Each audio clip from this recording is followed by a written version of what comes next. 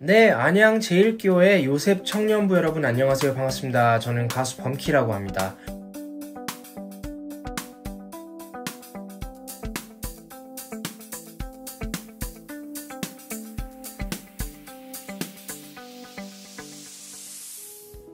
안녕하세요. 하나님의 말씀을 배달합니다. 요교교회 박윤성 목사입니다. 오늘 묵상할 본문은 에스더서 2장 1절에서 11절까지의 말씀인데요. 제가 9절의 말씀을 봉독하고 함께 묵상하도록 하겠습니다.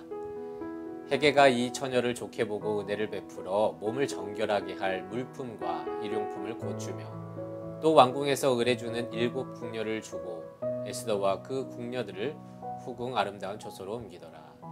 여러분 영상 보셨죠? 이번 주에 교태주일이 있습니다. 여러분들 꼭 광고해 주시고 함께 참여 부탁드리도록 하겠습니다. 여러분 아하수에로 왕은요 127개국의 속국을 다스릴 정도로 절대 권력자였습니다.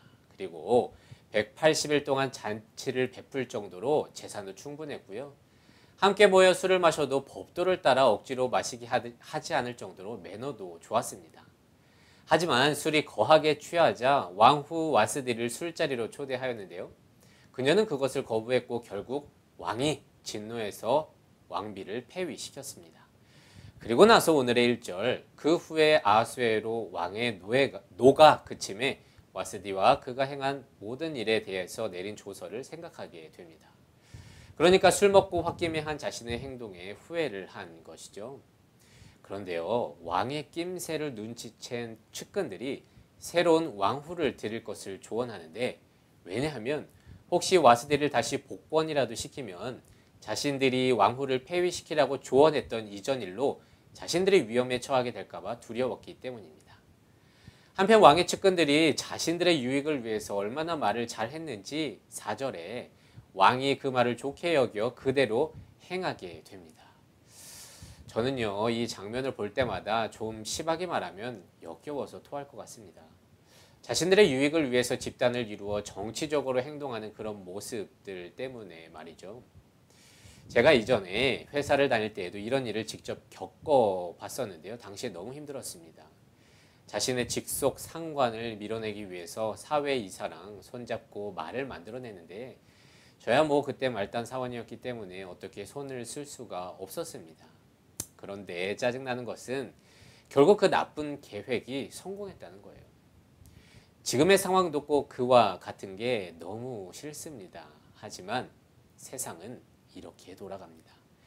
그렇게 왕후 와스디의 폐위도 그리고 새로운 왕후를 뽑자는 말도 아하수에로 왕과 그 측근들에 의해서 속전속결로 결정이 되는데요.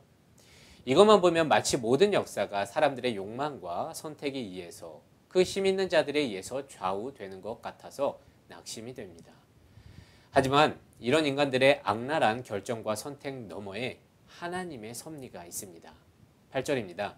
왕의 조서가 내려지고 처녀들이 도성 수산에 많이 모여 헤게의 수하에 나아갈 때에 에스더도 왕궁으로 이끌려가서 궁녀를 주관하는 헤게의 수하에 속하게 되었는데요. 9절 헤게가 이 처녀 에스더를 좋게 보고 은혜를 베풀어 아름다운 처소로 옮겨줍니다. 여기서의 은혜란 하나님의 자비를 뜻하는 헤세드라는 단어인데요. 이 헤세드, 주의 은혜가 말이죠. 염려 가득한 그 상황 속에서도 왕후를 뽑는 권력자 헤게를 뚫고 에스더에게 전해집니다. 여러분, 그렇게 하나님의 섭리는요, 세상의 역사를 뚫고 나아갑니다. 지금 에스더는 지금의 상황을 어떻게 할 수 있는 아무런 힘이 없었지만 주의 섭리, 그 은혜, 헤세드는요 좌절의 상황 속에서도 어떻게든 역사한다는 것입니다. 그런데 우리는 그 섭리의 과정이 고통스럽고 힘들어서 하나님을 놓치게 될 때가 참 많은데요. 헤게의 은혜를 입는 에스더를 보며 성경은요. 선을 이루시는 하나님이 섭리하시니 지금의 상황을 포기하지 말라고 말하는 듯 합니다. 그런데 이게 참 힘들죠. 하나님이 선하신 것은 알긴 알겠는데 지금을 버티는 게 힘든 거예요. 짜증나는 거예요. 믿지 못하는 거예요. 그래서 어떻게든 내가 무엇인가를 하려고 하고 그러다 지치면 지금을 포기할 때가 종종 있는데요. 여러분, 이럴 때일수록 믿음으로 하나님의 섭리를 신뢰하면서 기도해야 합니다. 너무 이해가 가지 않아서 힘드시겠지만 창조주 하나님께 내 인생을 맡겨봐야 합니다. 여러분, 작은 문제는 내 노력으로 해결할 수 있을지 모르지만 만약에 태평양을 건너려면 큰 배를 타야 하듯 인생의 결정적인 문제는 하나님께 업혀가야 합니다. 그때는 인생을 맡겨야 한다는 것이죠. 그리고 에스더서는 계속 그 부분을 주장할 것입니다. 부디 선하신 하나님의 섭리를 믿고 기도해라.